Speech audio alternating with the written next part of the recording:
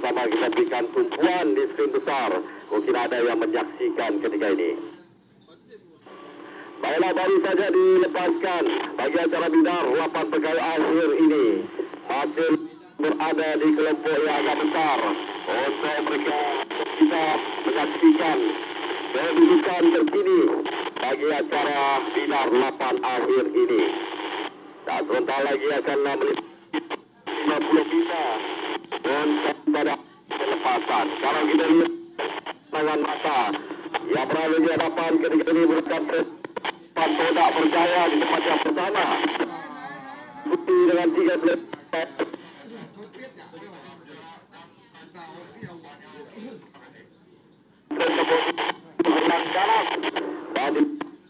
Putra Todak menggunakan nomor 3. Itu antara 4 buah perahu yang dihadapan. Kalau kita lihat masih jauh jaraknya untuk kita menentukan keputusan yang kita lihat daripada pandangan kita kasar di pemula ini. Masih lagi pada di kelompok besar.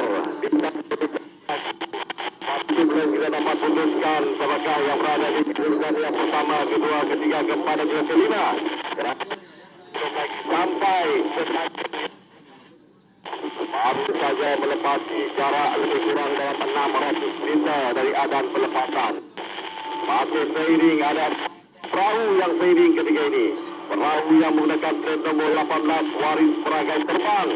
Perahu yang menggunakan plate nombor 42 Putri Khalifah 7. Perahu yang menggunakan nomor 3 Putra Sejamutkan 35 saya merupakan Laut Indo Firnas yang masih seiring bagi penentuan tempat pertama. Namun juga untuk melakukan lintasan, perahu 32 Putra Todak kini berada di hadapan. Diikuti rapat oleh 21 Army Selang Ganas berada di kedudukan yang kedua. Di tempat menggunakan plate nombor 42 Putri Khalifah 7 berada di kedudukan yang ketiga. Namun belum dapat yang saya nyatakan, belum dapat kita pastikan dengan momentum kayuhan panjang yang dilakukan oleh setiap pegawai ini bagi menjarakkan kedudukan di antara perahu yang lain. Baru saja di Tanjung yang pertama ada satu di Tanjung yang harus mereka harungi, yaitu Tanjung Maut.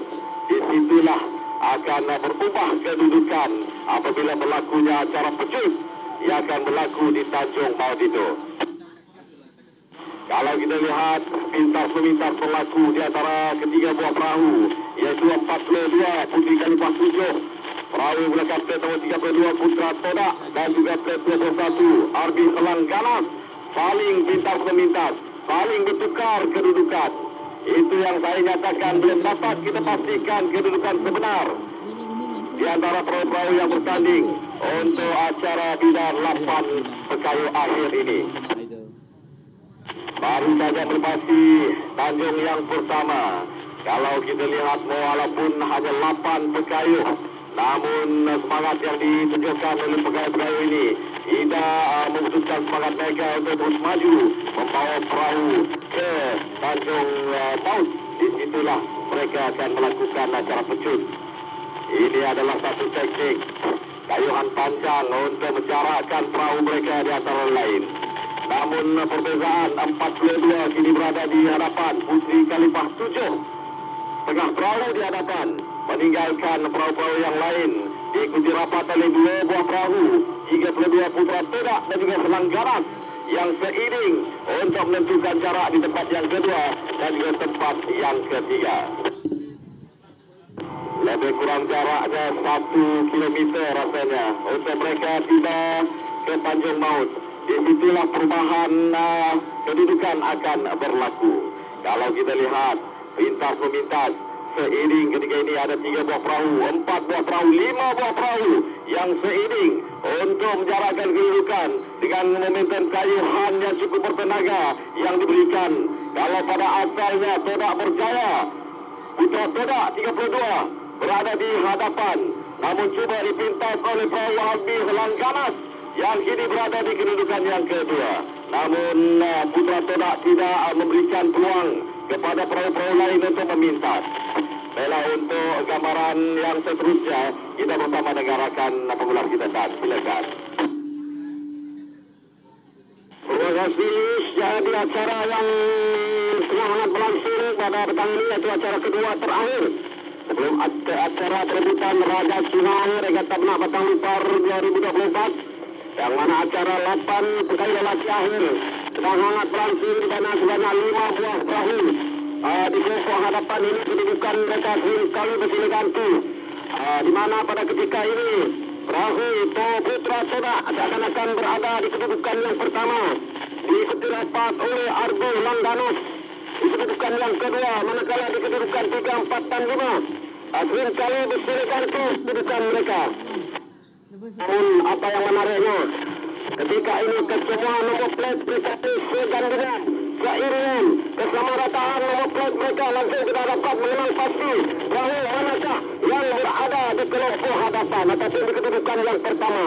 Jadi ini merupakan satu lagi episode drama yang mungkin akan dramatik, walaupun ini merupakan ada acara yang paling bungsu.